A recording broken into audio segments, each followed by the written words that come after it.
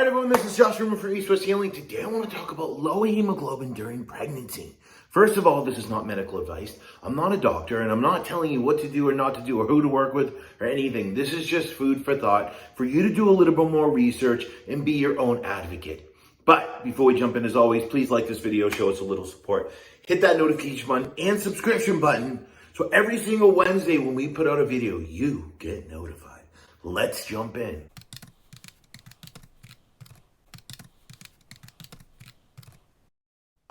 This is a very common thing that we see, and it's really complicated because the understanding of anemia and iron recycling is very misunderstood in the medical community because they believe iron regulates iron.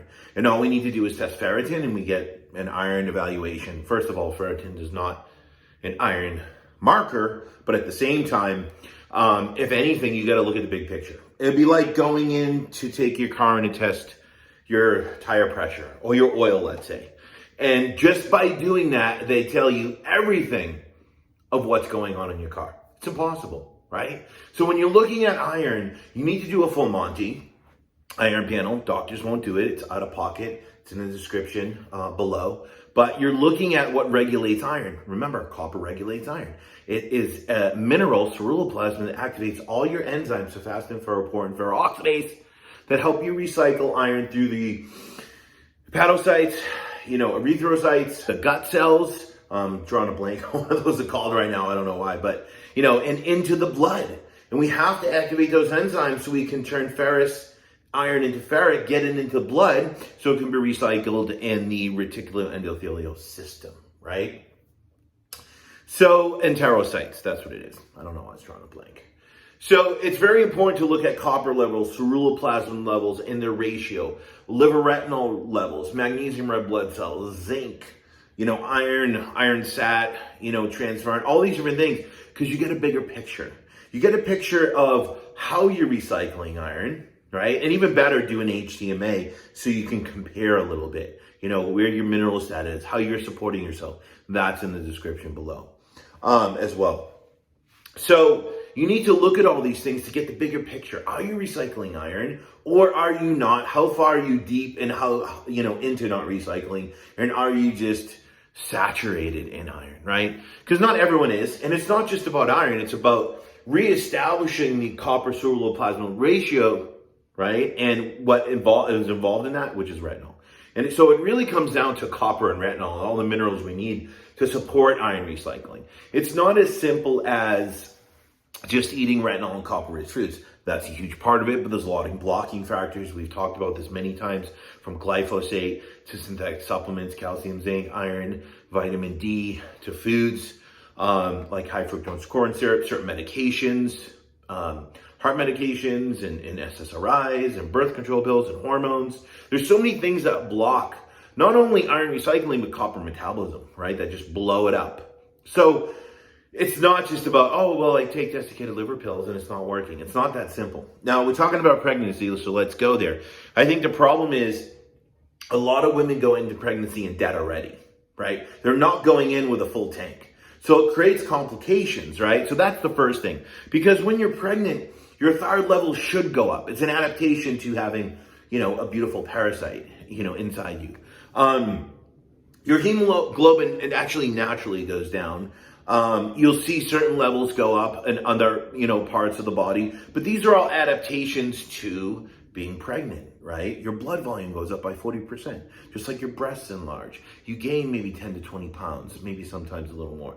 These are all normal things. The problem is when we go in the debt, this is when we have the complications, whether we get, toxemia or preeclampsia, blood sugar issues, nausea, vomiting, low hemoglobin, etc. But some of these are actually natural. So here's the thing when you talk about hemoglobin in pregnancy. First is, in the third trimester, you download a huge amount of iron to the baby. This happens in the third trimester. Why? Because when you start breastfeeding, or you should, this is when you download tons of ceruloplasmin in breast milk, which helps with many things, but recycling that iron, right?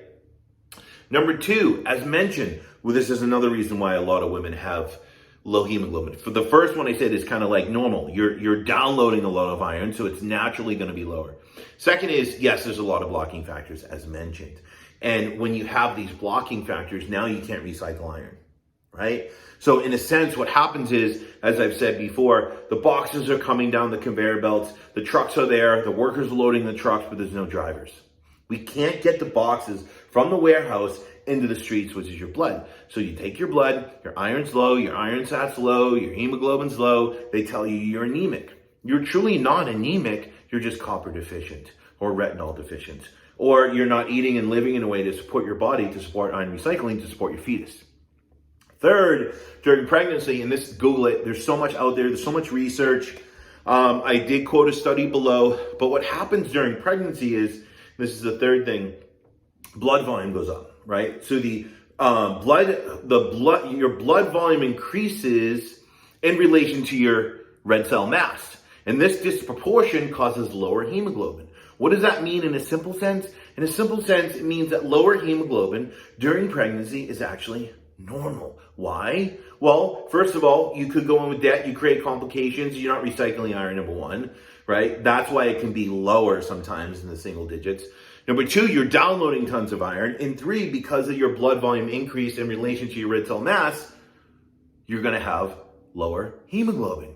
Now, in a nutshell, this is always, said that you're anemic. And as I mentioned, you're not. You're going through pregnancy. You're downloading minerals. You're downloading copper. You're downloading iron. You're going to show up a little bit low. This is normal. But some people come in with debt. So they're actually even lower. Now, the problem is, I don't want to say it's too late, but sometimes when you're pregnant and you're deep into your pregnancy, it's not time to heal. Yes, you can nourish yourself, but you're already, 18 months behind. You can only do your best. So of course, going into pregnancy is the most important piece, but what do we need to do? How do we build our blood? Of course, it's not taking iron, right? Of course, it's not donating blood. It's the last thing anyone wants to do. I only say that because some people do ask us that question. But of course, it's eating copper-rich foods. It's eating organ meats. And a lot of people say, I don't want to do it. I don't like it. But this is what you need to nourish yourself. And this is what you need to heal.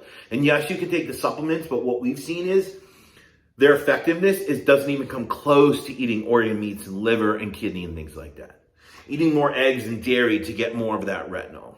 Eating more of your fatty fish, your salmon, herring, mackerel, sardines to get more retinol.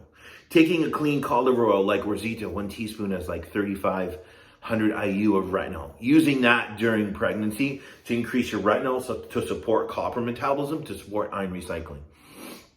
Getting more, of course, those are your copper retinol rich food. Maybe getting a little bit more whole food C from foods, like your citrus fruits and other different fruits. And of course, you can use camu and acerola, but your fruits are going to add more benefit using the adrenal cocktail. Why? Because whole food C contains an enzyme called tyrosinase. Tyrosinase stimulates the liver to produce ceruloplasmin, which is bioavailable copper, which activates all your enzymes to recycle iron, which can slowly increase your hemoglobin, right? So there's all these things you can do, but remember this.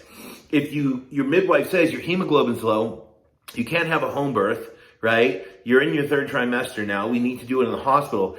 I don't want to say it's too late, but the only thing you can do is just start to eat those foods as much as you can to see if you can build your blood. But here is the real message of this, because I'm not saying it's normal, and I'm not saying it's medical advice, and I'm not saying you should or shouldn't do anything. It's food for thought, so you can start being your own advocate and doing research on your own. But if you're thinking about being pregnant, support yourself going into that pregnancy. Give yourself time to build your body up, to support all recycling and energy systems in the body, right? But also find someone that is on the same wavelength of you, that's a midwife or whatever you're using, that's going to support you, that understands what you understand, like in a sense that's on the same vibe as you, right? That thinks the same as you in a sense. Because as mentioned, this whole thing is so misunderstood, and doctors will say, well, your ferritin's low, you're anemic, your ferritin's high, you're anemic, your hemoglobin's low, you're anemic. And unfortunately, they're not looking at the big picture to get a true understanding of what's happening with the iron recycling system. Now, I'm not saying low hemoglobin is good, but it's just showing you how much you're not recycling iron and how deficient you are in bioavailable copper. And you need to start eating the retinol-rich foods, the whole food seafoods, reducing stress, remove the blocking factors, etc., which is a huge piece. So it's just information, right? But do your research, become your own advocate, because some of these things are actually normal. But at the same time, some of you are coming in with such debt that it's even lower where it shouldn't be. And if you just took the time ahead of time to build your body up and not go into pregnancy with debt, you wouldn't be having some of these issues. So this is a big topic. Do your research, become your advocate. If you have any questions, please put them below. Thanks for tuning in. I'm out.